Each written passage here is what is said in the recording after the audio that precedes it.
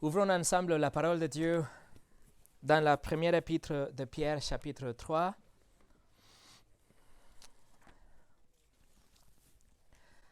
En Pierre, chapitre 3. Et nous sommes dans cette dernière section de chapitre 3 qu'on a commencé avant Noël. Si vous vous souvenez, avant Noël, nous avons rencontré ce qui était considéré comme un passage compliqué pour interpréter, un passage assez énigmatique. Et donc, voici un bref résumé de ce qu'on a étudié par rapport à ce passage. Ce passage concerne la souffrance de Christ, la mort de Christ et sa victoire subséquente, laquelle est digne d'être annoncée aujourd'hui et même dans le monde spirituel, dans le domaine des esprits. Jésus est mort un vendredi et son corps était mis au tombeau et dans son esprit, il est allé proclamer la victoire aux anges déchus qui se trouvaient déjà dans une prison spirituelle depuis le jour de Noé. Les esprits les plus vils avaient été dans le jour de Noé. Ils ont été envoyés dans cette prison car ils avaient dépassé les limites que Dieu avait établies pour eux. Et ils ont désiré des femmes et ils ont possédé des hommes où ils ont pris une forme humaine pour pouvoir se reproduire et ils ont eu une progéniture corrompue.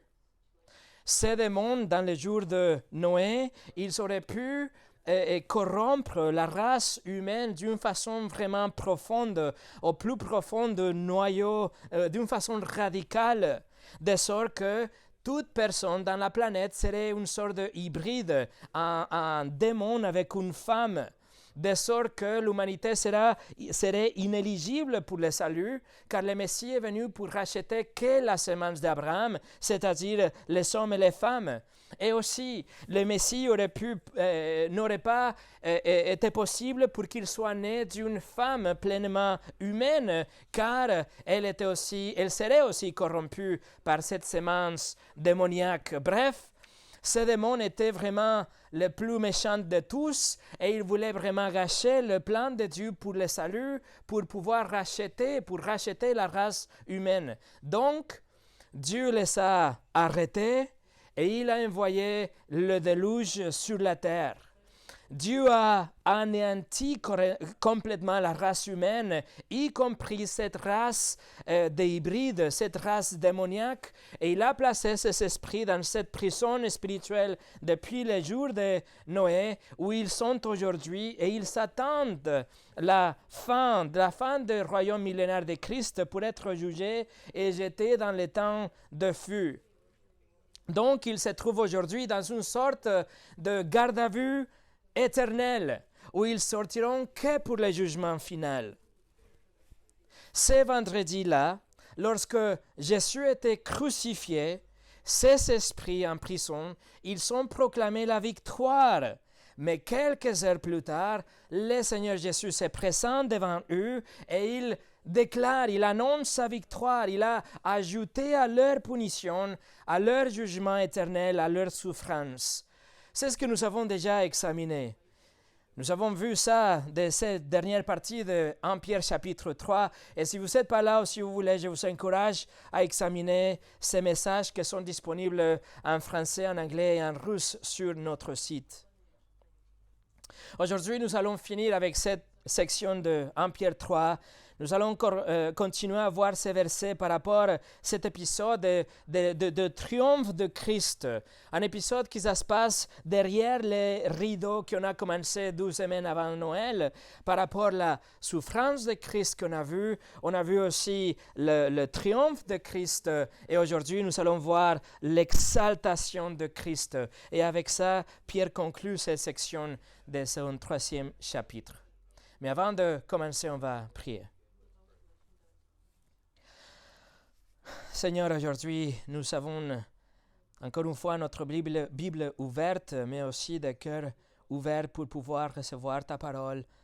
Seigneur, montre-nous ce que tu as fait dans le jour de Noé, ce que tu as fait dans l'arche, à travers l'arche, mais aussi ce que tu as fait en Christ, à travers Christ, et l'exaltation qui a suivi l'ascension de Christ aussi. Seigneur, qu'on puisse saisir ces vérités pour les croire et les déclarer, et que notre vie soit changée en cohérence de cette exaltation de notre Sauveur. Merci pour ta parole, et je te demande, s'il te plaît, de bénir la prédication de ta parole comme tu le fais toujours. Au nom de Jésus. Amen. Et le message d'aujourd'hui s'appelle l'exaltation de Christ. Nous allons voir en Pierre 3, verset 18 jusqu'au 22, mais notre étude sera verset 20 au 22. Pierre écrit, « Christ aussi a souffert une fois pour les péchés, lui juste pour des injustes, afin de nous amener à Dieu. Il était mis à mort quant à la chair et rendu vivant quant à l'esprit, dans lequel aussi il est allé prêcher aux esprits en prison, qui autrefois avaient été incrédules lorsque la patience de Dieu s'est prolongée au jour de Noé, pendant la construction de l'arche, dans laquelle un petit nombre de personnes, c'est-à-dire 8, furent sauvées à travers l'eau. Cette eau était une figure du baptême, qui n'est pas la purification des souillures du corps, mais l'engagement d'une bonne conscience envers Dieu, et qui maintenant vous sauve, vous aussi, par la résurrection de Jésus-Christ. Il est à la droite de Dieu depuis qu'il est allé au ciel, et que les anges, les autorités, les puissances lui ont été soumis.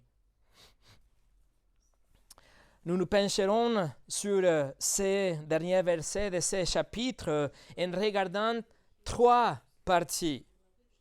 Nous allons voir l'ombre de Christ, le salut de Christ et la exaltation de Christ. Numéro 1, l'ombre de Christ. Et pour ça, regardez le verset 20. Pierre est en train de parler des démons et il écrit, les démons qui autrefois avaient été incrédules lorsque la patience de Dieu s'est prolongée au jour de Noé, pendant la construction de l'arche, dans laquelle un petit nombre de personnes, c'est-à-dire 8, furent sauvées à travers l'eau. Pierre est en train de parler de ces esprits en prison. Et il écrit littéralement qu'ils étaient désobéissantes, pas seulement incrédules, mais désobéissantes. Et nous avons vu de quoi il s'agit leur désobéissance la dernière fois. Jude a écrit dans son épître qu'ils n'ont pas gardé les limites que Dieu les avait données. Et il fait une connexion avec les jours de Sodome où prévalait la perversion sexuelle. Là, à Sodome, les hommes ont convoité les femmes, mais ici, dans le jour de Noé, c'était les anges déchus qui ont convoité les femmes. Jésus a dit dans Matthieu chapitre 22 que les anges ne se marient pas, ce qui explique exactement pourquoi était si mauvais le péché de ces anges. Ils avaient affranchi la limite établie par Dieu à leur activité. Et donc, ils sont allés pour se reproduire, si vous voulez, posséder des hommes ou se matérialiser avec des corps des hommes pour convoiter les femmes. Le verset 20, alors, nous dit spécifiquement que cet péché de ces démons, ça produit dans les jours de Noé.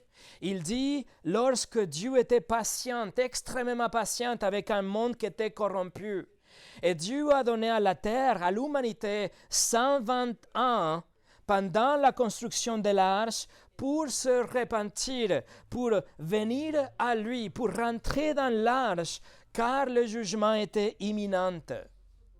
Vous voyez, l'arche de Noé était qu'un arche pendant 1 an lorsqu'elle flottait sur les eaux de déluge.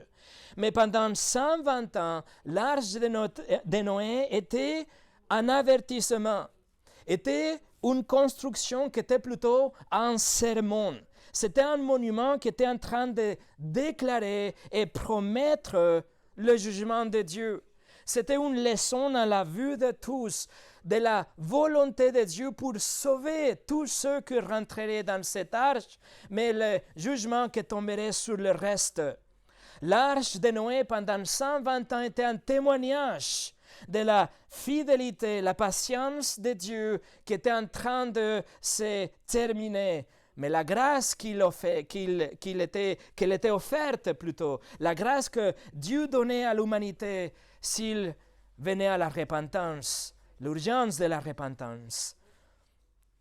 Dans Genèse chapitre 6, verset 3, l'Éternel dit, « Mon esprit ne restera pas toujours dans l'homme, car l'homme n'est que chair, et ses jours ne seront que de 120 ans. » Alors pendant ces 120 ans, Noé a construit l'arche qui était là au milieu d'un champ, était disponible pour tous ceux qui pouvaient le voir jour et nuit, était un objet qui prêchait la justice de Dieu. Il s'agissait d'un avertissement visuel. C'était comme un gigantesque point d'exclamation qui disait que le jugement était imminent. C'était quelque chose qui prévenait les gens que la patience de Dieu arriverait à la fin. Tournez la page à la 12e épître de Pierre. 2 Pierre chapitre 2. 2 Pierre chapitre 2. Non seulement l'arche était en elle-même un sermon, un avertissement, mais Noé lui-même aussi était un prédicateur de la justice.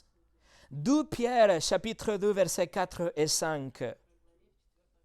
Si Dieu n'a pas épargné les anges qui ont péché, mais s'il les a précipités dans les abîmes des ténèbres et les réserve pour le jugement, s'il n'a pas épargné l'ancien monde, mais s'il a sauvé 8 personnes dont Noé, c'est prédicateur de la justice, lorsqu'il fit venir le déluge sur un monde d'impie. Pierre écrit que Noé était un prédicateur. Il utilise le même mot pour dire quelqu'un qui annonce des choses, quelqu'un qui proclame à notre voix un message. Et il dit qu'il était un prédicateur de justice ou de droiture. Ce qui signifie que Noé était en train d'annoncer le jugement, annoncer aussi la bonne nouvelle. Il avertit les gens avec sa bouche. Il offrait aux gens autour de lui un moyen de délivrance, l'arche. Mais l'arche, mes amis, était qu'une ombre, une image, un symbole de la personne de Christ. Ce texte dans 2 Pierre nous dit que Dieu a traité avec les anges déchus, qu'il les a emprisonnés d'une façon permanente jusqu'à leur jugement, dans le jugement dernier. Et il s'occupait aussi de toute l'humanité impénitente, y compris la race démoniaque. Il a déclenché un déluge dans tout le monde, pas dans un secteur de la planète, mais dans toute la planète. Et dans cette déluge, chaque personne est morte. Tout le monde a péri. Selon le ministère de Answers in Genesis, un ministère qu'on respecte beaucoup, la population du monde avant le déluge aurait pu toucher près de 4 milliards de personnes. 4 milliards de personnes. Et pourtant, seulement 7 personnes, plus Noé, c'est-à-dire sa femme, ses 3 enfants et leurs 3 femmes, dont 8 personnes en total ont été épargnées du déluge. Pourquoi? Parce qu'ils étaient seulement eux qui ont cru le message et ils sont agis, ils sont montés dans l'arche avant que la porte ne soit fermée. 8 sur 4 milliards. Quel est le taux de réussite? 0,0000002%. Noé a prêché verbalement. Il a plaidé avec les gens pendant 120 ans. Et l'arche était là aussi pour prêcher les jours et la nuit. Et seulement sa famille l'a cru. Seulement sa famille proche de lui l'a cru, et seulement eux, ils sont embarqués avec lui dans l'arche. Cette construction qui était massive, qui était là au milieu des champs, en train d'avertir les gens. Et 4 milliards de personnes sont complètement ignoré l'avertissement. Pourquoi? Parce que le monde était complètement corrompu. Allez avec moi au Genèse chapitre 6. On va visiter les déluges. Genèse chapitre 6. Et regardez le verset 5.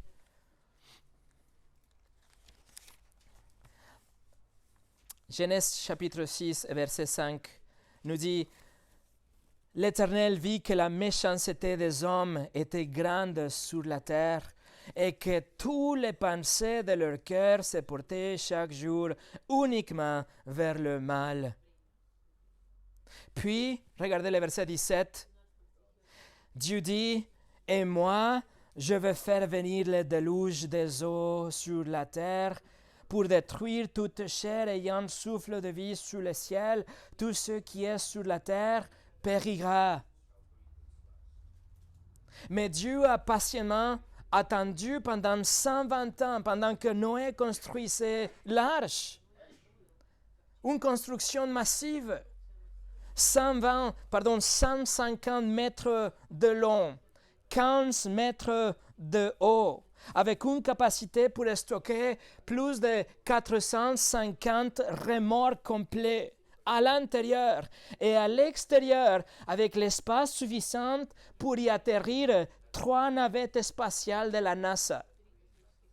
Une énorme construction, quelque chose de massif qui aurait pu sauver un grand nombre de personnes s'ils se seraient repentis et auraient cru en la délivrance de Dieu. Regardez les chapitres suivants. Noé est en train de plaider avec le peuple, il est en train de construire l'arche, et à mesure que l'heure arrive, sans aucun doute, sa prédication s'intensifie. Et une semaine avec le déluge, Dieu lance un ultimatum. Regardez Genèse 7, verset 4. Dieu dit: Encore 7 jours, et je ferai pleuvoir sur la terre 40 jours et 40 nuits, et je exterminerai de la face de la terre tous les êtres que j'ai faits. Il me semble que Dieu n'est pas en train de rigoler quand il décrète qu'il aura un jugement. Et une semaine plus tard, juste comme Dieu l'avait annoncé, la toute première goutte de pluie est tombée du ciel et le temps était expiré. Regardez les versets 6 et le verset 7. Noé avait 600 ans lorsque le déluge d'eau fut sur la terre, et Noé entra dans l'arche avec ses fils, sa femme et les femmes de ses fils pour échapper aux eaux du déluge. Et le récit nous dit que Dieu lui-même a fermé la porte et personne d'autre ne pouvait monter à bord. Et la patience de Dieu a pris fin et tous les êtres humains se sont littéralement noyés, à l'exception de Noé et sa famille, à l'exception de 8 personnes, comme le Nouveau Testament le assure aussi d'ailleurs. Regardez chapitre 7, versets 17 au 24. Le déluge fut 40 jours sur la terre, les eaux crurent et soulevaient l'arche, et elle s'éleva au-dessus de la terre. Les eaux grossirent et s'accrurent beaucoup sur la terre, et l'arche flotta sur la surface des eaux. Les eaux grossirent de plus en plus, et toutes les autres montagnes qui sont sous le ciel entier furent couvertes. Les eaux s'élevèrent de 15 coudées au-dessus des montagnes qui furent couvertes. Tout ce qui se mouvait sur la terre périt, tant les oiseaux que les bétails et les animaux, tout ce qui rampait sur la terre, et tous les hommes. Tous ceux qui avaient respiration, souffle de vie dans ses narines qui étaient sur la terre sèche, moururent. Tous les êtres qui étaient sur la face de la terre furent exterminés, depuis l'homme jusqu'au bétail, aux reptiles et aux oiseaux du ciel. Ils furent exterminés de la terre. Il ne reste que Noé et ceux qui étaient avec lui dans l'arche. Les eaux furent grosses sur la terre pendant 150 jours. Vous voyez comment le texte souligne, et même ça fait mal de le lire à plusieurs reprises, tout a disparu. Ils furent exterminés de la terre. Mes amis, l'arche de Noé n'est pas une simple historiette pour les enfants, mais c'est le témoignage de la colère de Dieu manifestée par ce cataclysme mondial. L'arche de Noé, il s'agit de la fidélité de Dieu. Il avait annoncé le jugement. Voilà le jugement. Mais en même temps, il avait offert un vaisseau pour le salut. Il avait promis une seule et unique voie pour être sauvé de ces jugements, l'arche. L'arche qui est un symbole ou une ombre de Jésus-Christ, car seulement en lui nous pouvons être sauvés et épargnés de jugements à venir que Dieu a aussi déjà promis. Retournons ensemble à 1 Pierre 3. 1 Pierre chapitre 3 et la deuxième partie du verset 20 nous dit: au jour de Noé, pendant la construction de l'arche dans laquelle un petit nombre de personnes, c'est-à-dire 8, furent sauvées à travers l'eau.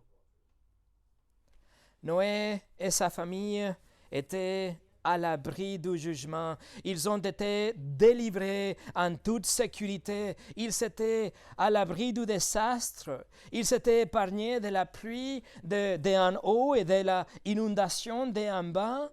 Ils sont littéralement flottés en sécurité à travers le jugement de Dieu, car ils étaient dans le seul et unique vaisseau que Dieu avait pourvu pour le salut.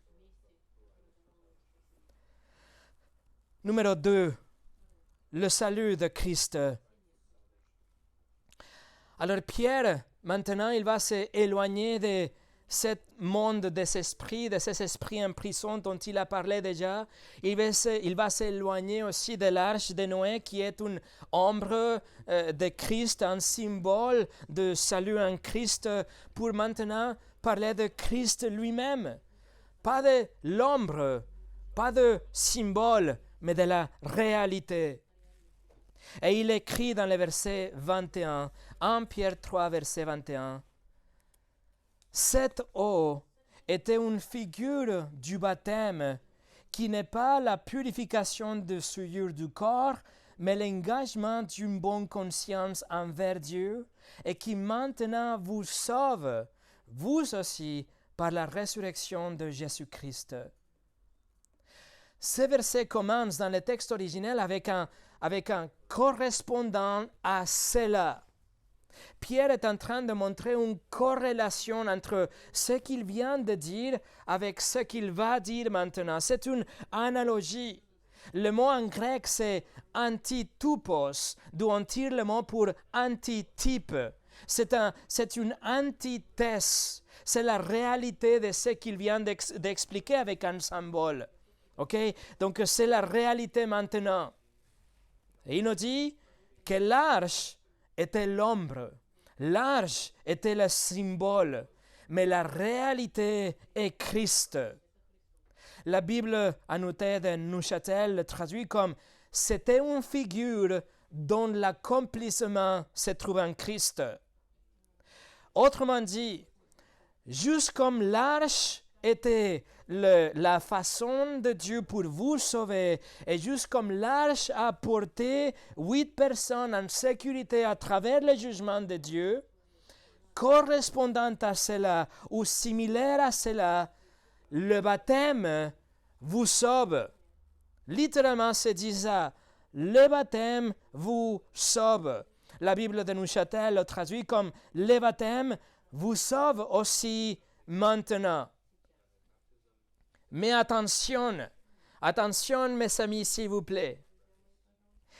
Ces mots sont très dangereux si on ne les interprète pas correctement dans le contexte de notre texte et du reste de la Bible. Malheureusement et dangereusement, il y a beaucoup de personnes, il y a des sectes et il y a des dénominations chrétiennes entières qui basent leur théologie dans un verset ou quelques portions des Écritures en ignorant le reste des Écritures et le contexte plus large dans le texte à côté. Et donc ici, par exemple, Pierre écrit « Le baptême vous sauve ». Et plusieurs personnes croient dans ce qu'on appelle la régénération baptismale. Et il dit que pour être sauvé, il faut être baptisé, car c'est ce que Pierre est en train de dire ici. Par exemple, le catéchisme complet de l'Église luthérienne dit « Nous devons être baptisés ou nous ne pouvons pas être sauvés ». Par contre, les Écritures sont abondamment claires en disant que le salut ne nécessite pas le baptême. Le salut est par la grâce seule, à travers de la foi seule. Il y a des douzaines et des douzaines de passages et de versets qui nous montrent qu'il n'y a rien que nous pouvons faire nous-mêmes. Il n'y a aucune action que puisse mériter le salut de Dieu. Et comme c'est impossible, c'est pour cela qu'il nous le donne gratuitement. Il nous le donne par la grâce, le salut. Ephésiens 2, versets 8 et 9, c'est par la grâce que vous êtes sauvés, par les moyens de la foi. Et cela ne vient pas de vous, c'est le don de Dieu. Ce n'est point par des œuvres, afin que personne ne se glorifie. Alors absolument aucune œuvre, nous ne pouvons pas pour être sauvés. Écoutez ce que Paul écrit dans ce verset. Il nous dit qu'il n'y a aucune chose qu'on peut faire pour être sauvé. Romains 10, verset 9, il nous dit « Si tu confesses de ta bouche le Seigneur Jésus, et si tu crois dans ton cœur que Dieu l'a ressuscité de mort, tu seras sauvé. » Il n'y a pas de baptême, il n'y a pas de sobre. Romains 11, verset 6, Paul explique aussi que les sobres et la grâce s'excluent mutuellement. Romains 11, 6. Or, si c'est par grâce, ce n'est plus par les sobres, autrement la grâce n'est plus grâce, n'est plus une grâce. Et si c'est par les sobres, ce n'est plus une grâce, autrement l'œuvre n'est plus une œuvre. Ils s'excluent mutuellement, les sobres et la grâce. Vous voyez, rien ne pouvons ajouter à l'œuvre de Christ. Nous ne pouvons pas ajouter le baptême à l'œuvre de Christ ou aucune autre chose pour être sauvés. Il n'y a rien que nous pouvons faire pour nous commander à Dieu. Rien que nous pouvons faire avec nos mains ou dans notre corps. Rien ne pouvons faire pour être épargnés de jugement. Quand Pierre écrit « Le baptême vous sauve », vous devez vous souvenir qu'il vient de parler de l'arche, n'est-ce pas? Et le fait que 8 personnes ont été sauvées grâce à l'arche. L'eau du déluge ne les a pas sauvés. En fait, l'immersion dans les eaux du déluge a certainement pas sauvé personne. Au contraire, c'est par l'eau qu'ils ont été tués. C'est par l'immersion en eau que l'humanité a été presque entièrement disparue. Ce qui a sauvé Noé et ce qui a sauvé à sa famille, c'est le fait qu'il se trouvait à l'intérieur de l'arche. Et on fait le mot baptisme, d'où le mot pour baptême, tout simplement ça veut dire être immersé, être dedans quelque chose. Il ne s'agit pas de la cérémonie qu'on connaît comme le baptême, la cérémonie d'immerser quelqu'un dans l'eau, non. Il s'agit de l'action d'être immergé pas seulement dans l'eau, mais dans quelque chose. Et dans notre texte, on parle de l'arche.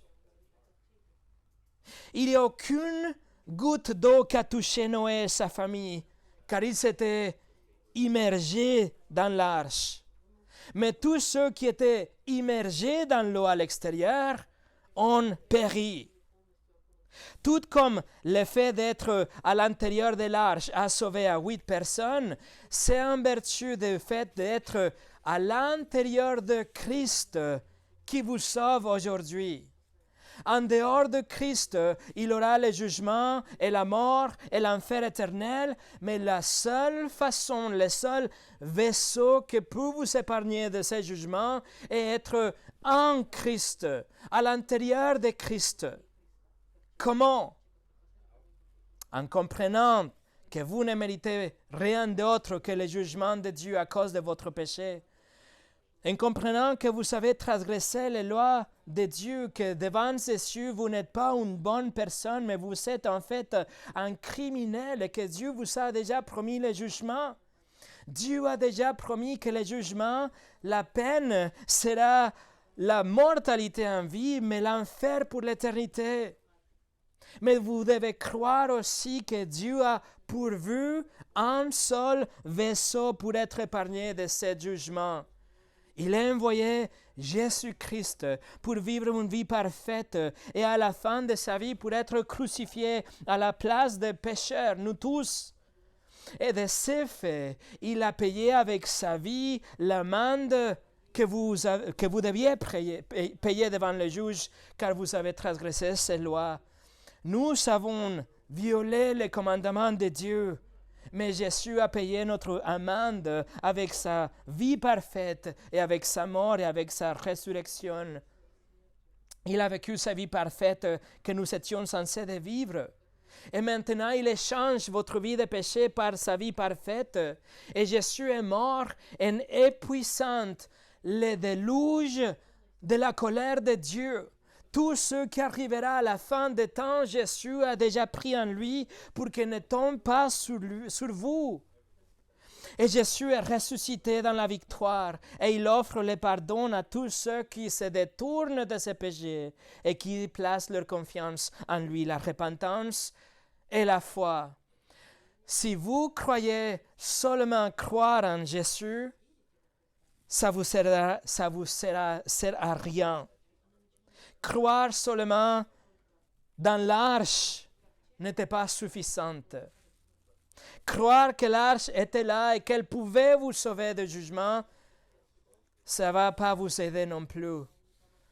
Croire que l'arche peut vous sauver parce que vous voyez déjà que l'arche est en train de flotter, mais si la porte est fermée, ça ne sert à rien.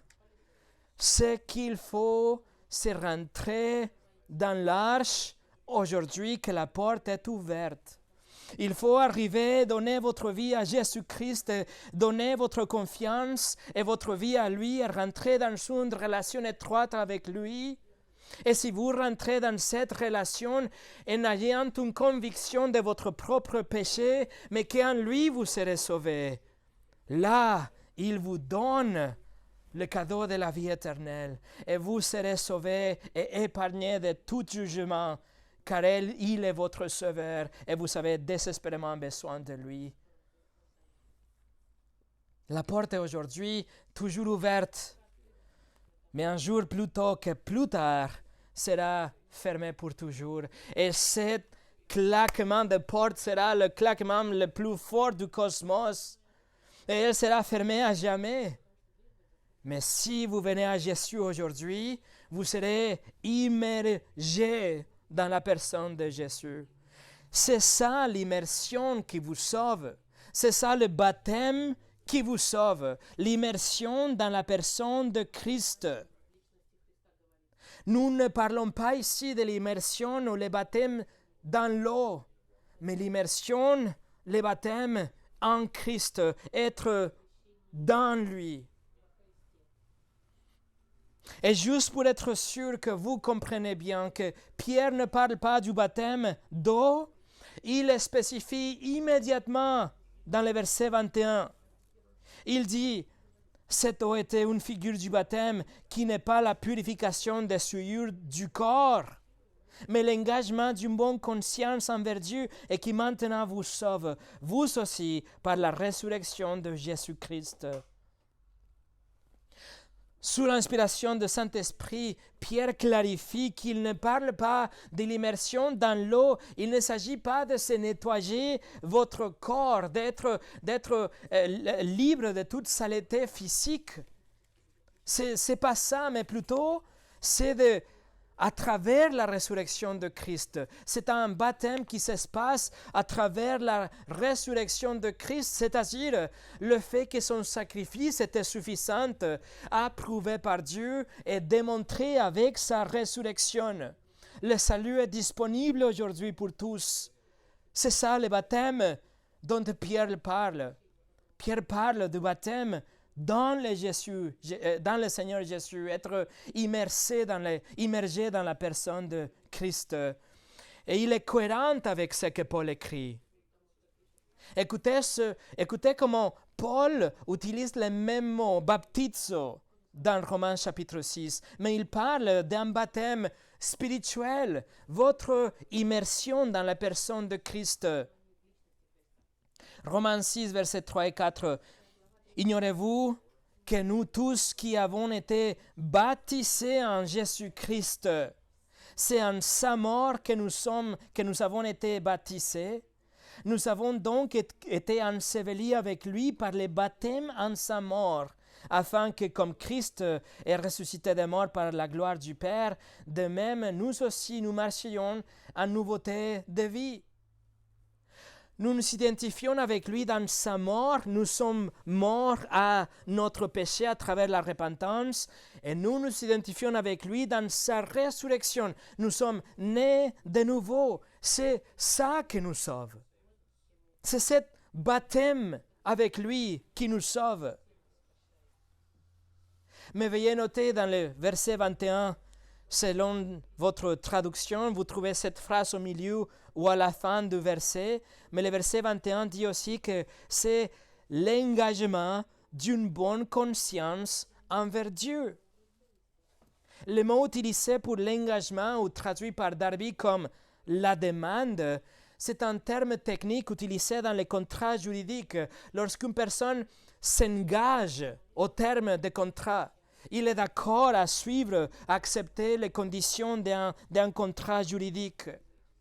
Donc, ce n'est pas le baptême dans l'eau qui vous sauve, mais c'est la immersion spirituelle en Christ qui vous est donnée lorsque vous vous engagez ou demandez au terme du contrat pour une bonne conscience. C'est-à-dire, vous ne voulez pas avoir une conscience sale. Vous ne voulez pas avoir une conscience qui est en train de vous accuser. Vous ne voulez pas que votre conscience vous tourmente avec la crainte de la mort et le jugement dernier. Vous voulez demander à Dieu que vous voulez vous engager à avoir une conscience propre, pure. Autrement dit, vous implorez le pardon de vos péchés, que Dieu vous purifie de vos péchés et que votre conscience soit propre. C'est ça l'engagement. Ce qui vous sauve, c'est votre immersion en Christ. Dieu vous le donne librement et vous recevez ça en faisant appel à une bonne conscience. Vous dites, Seigneur, je me repens de mes péchés. Je ne veux plus être condamné par ces péchés, persécuté par la culpabilité. Vous demandez d'être purifié et vous confessez et vous êtes lavé. Et vous vous détournez de vos péchés, et Dieu vous donne une conscience tranquille. Voilà la repentance. Voilà le salut. Mes amis, si vous faites appel à Dieu dans la repentance et la foi, si vous faites cet appel à Dieu, il vous donnera une conscience tranquille et d'une façon surnaturelle, il vous place à l'intérieur de Christ, l'arche qui vous sauve à travers des jugements. Et là, vous serez tranquille, en toute sécurité, persécuté, libre, riche, pauvres, la chose la plus grave qui peut jamais arriver à une personne, c'est de tomber dans la main d'un Dieu en colère. Et cela va arriver à des milliards de personnes. Mais vous, si vous êtes en Christ, vous êtes en sécurité. Il vous fera traverser les eaux du déluge de jugement et la colère de Dieu, et même pas une seule goutte tombera sur votre tête, car elle a tout déjà tombé sur Christ à la croix. Voilà le salut de Christ. John MacArthur a dit, le seul baptême qui sauve les gens est sec. Le baptême spirituel dans la mort et la résurrection du Christ, de ceux qui font appel à Dieu pour qu'il les place dans l'âge spirituel de la sécurité du salut. Et numéro 3, l'exaltation de Christ. Alors souvenez-vous qu'on a commencé avec le verset 18, en regardant la souffrance de Christ, la mort de Christ. Ensuite, Pierre écrit de son triomphe, mais non seulement il était victorieux, mais aussi il est exalté. Regardez le verset 22. Il, Jésus, est à la droite de Dieu depuis qu'il est allé au ciel et que les anges, les autorités et les puissances lui ont été soumis. Le Jésus ressuscité sorti du tombeau le 3e jour, il monta au paradis où il se trouve aujourd'hui, et Pierre était là en train de le voir, il était un spectateur, et le Christ ressuscité est au paradis aujourd'hui, mais dans la plus haute position de prééminence. Jésus est dans la plus haute position de majesté et de puissance et d'honneur et d'autorité et de pouvoir, à la droite de Dieu. Et par conséquent, tous les rangs possibles que Pierre mentionne ici dans le domaine spirituel, tous les anges déchus, y compris Satan, tous ont soumis à lui. Toutes les choses ont été soumises à Jésus. Et le mot que Pierre utilise, c'est encore une fois le mot pour soumission qu'il a déjà utilisé à plusieurs reprises dans son épître, en parlant de se mettre sous les ordres de quelqu'un. Et dans ce cas, tous les êtres spirituels possibles, toutes les choses qu'on peut trouver dans le monde spirituel sont placées sous l'autorité de Jésus.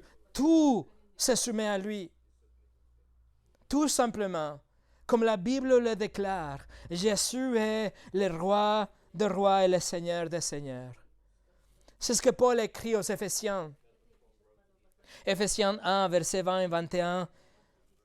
Il écrit le pouvoir de Dieu, il a déployé en Christ en le ressuscitant des morts, en le faisant s'asseoir à sa droite dans les cieux célestes, au-dessus de toute domination, de toute autorité, de toute puissance, de toute dignité et de tout nom qui peut être nommé non seulement dans le siècle présent, mais encore dans les siècles à venir. Mes amis, voilà l'exaltation de Christ. Voilà pourquoi on loue le nom du Seigneur Jésus. Il a souffert, il est mort, et dans sa mort, il est devenu l'arche qui nous protège de la colère de Dieu dans le jugement à venir. Il est allé au tombeau et dans son esprit, il est allé proclamer sa victoire au pire des démons.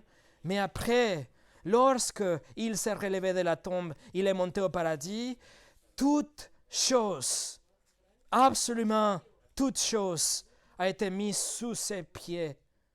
Voilà le Christ exalté. Et pour finir, je vais vous montrer encore une fois le texte en Philippiens chapitre 2, si vous voulez aller au Philippiens 2, le texte qu'on a étudié la veille de Noël. Car ce passage nous montre à quel point Jésus est vraiment prééminent et suprême. Philippiens chapitre 2, versets 6 à 11. Philippiens 2, 6 à 11, Paul écrit en parlant de Jésus, Jésus existant en forme de Dieu, n'a point regardé son égalité avec Dieu comme une proie à arracher, mais il s'est dépouillé lui-même en prenant une forme de serviteur, en devenant semblable aux hommes, et il a paru comme un vrai homme. Il s'est humilié lui-même, se rendant obéissant jusqu'à la mort, même jusqu'à la mort de la croix. C'est pourquoi aussi Dieu l'a souverainement élevé et lui a donné le nom qui est au-dessus de tout nom, afin que, au nom de Jésus, tout genou fléchisse dans les cieux, sur la terre et sous la terre, et que toute langue confesse que Jésus-Christ est Seigneur, à la gloire de Dieu le Père. Jésus-Christ est le Seigneur et il règne souverainement aujourd'hui sur toutes les choses qu'on peut voir et les choses que nous ne pouvons pas voir. Il règne sur Rome, il règne sur Néron, il règne sur notre pays aujourd'hui, il règne sur ses dirigeants aujourd'hui. Il est prééminent, il est au-dessus de toutes les choses, dans toute la création. Il faut comprendre ça, il faut saisir ça. Ces solfaits devraient montrer aux idolâtres qu'ils sont dans l'erreur. Les catholiques, ils prient à Marie, les orthodoxes, ils prient au sang, les panthéistes, ils prient aux arbres et aux vagues et à toutes choses. Il y a des autres personnes qui prient aux anges, il y a des autres qui prient à leurs proches décédés ou à l'énergie ou à les étoiles ou à l'univers. Mais mes amis, aucun d'entre eux ne peut vous aider, car toutes ces choses ont été créées, toutes ces personnes ont été créées. Et devinez quoi? Jésus est prééminent sur toute la création. Alors, qui allez-vous prier? À qui allez-vous diriger vos prières? C'est seulement Jésus et Jésus seul qui maintient la cohésion de la création. Il a le pouvoir sur toutes les choses et tous les aspects de votre vie. Jésus-Christ. L'Épître aux Hébreux, chapitre 1, versets 3 et 4. Écoutez, le Fils est le reflet de sa gloire, la gloire de Dieu est l'empreinte de sa personne, et il soutient toutes choses par sa parole puissante. Il a fait la purification des péchés et s'est assis à la droite de la majesté divine dans les lieux très hauts. Il est devenu d'autant supérieur aux anges qu'il a hérité d'un nom plus excellent que le leur. Dans ce passage des Hébreux, ainsi que dans notre verset 22 de Pierre, non seulement Jésus est à la droite de Dieu, mais il est assis à la droite de Dieu. Vous vous souvenez qu'il n'y avait pas de siège dans le tabernacle et dans le temple de Dieu, car le travail de prêtre était laborieux et sans fin, était jamais suffisant. Il ne pouvait pas s'asseoir. Mais Jésus s'assoit, car avec sa vie, avec sa mort et sa résurrection, il avait tout accompli. Et maintenant, tout est placé sous ses pieds comme un marchepied. Et il est là aujourd'hui, à la droite du Père. Pas Marie, pas Gabriel, pas Michael, mais Jésus seul, pleinement homme et pleinement Dieu. Voilà, mes amis, l'exaltation de Christ. Dès la souffrance injuste à l'exaltation glorieuse.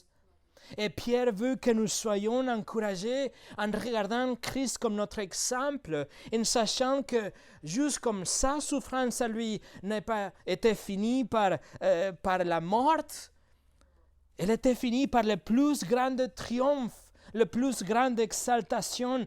Nos souffrances présentes, nos afflictions d'aujourd'hui ne sont que de petites turbulences si nous sommes à l'intérieur de l'arche, mais nous sommes en toute sécurité.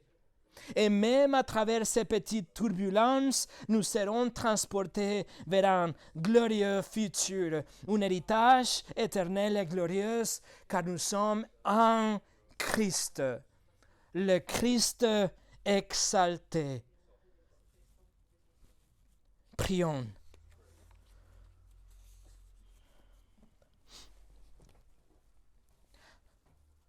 Notre Dieu, merci que tu nous as donné Christ, car sans lui, nous serions tous condamnés à la mort et l'enfer, mais en lui, nous avons la sécurité que nous pouvons être pardonnés de tous nos péchés et avoir une éternité au paradis avec toi. Merci que tu l'as promis et que tu ne peux pas mentir, et que nous avons non seulement l'espoir, mais la conviction, l'assurance d'être épargnés de tout jugement, car nous sommes en Christ, sans rien faire nous-mêmes. Pas de baptême, pas de tradition, pas de dons donnés, pas d'aide aux autres, mais notre repentance et notre foi en ce que Jésus a déjà fait. Merci que toute ta gloire revienne à toi, que nous ne pouvons rien ajouter à l'œuvre de Jésus sur la croix et que tu nous le donnes gratuitement. Seigneur, nous te prions, nous te demandons, s'il te plaît, que l'exaltation de Christ, le fait qu'il est dans une position d'autorité par-dessus de toutes les choses, soit un encouragement pour nous aujourd'hui et à travers les moments difficiles. Seigneur Jésus, merci que notre vie et notre univers même est entre ta main, soutenu par le pouvoir de ta parole. Au nom de Jésus, Amen.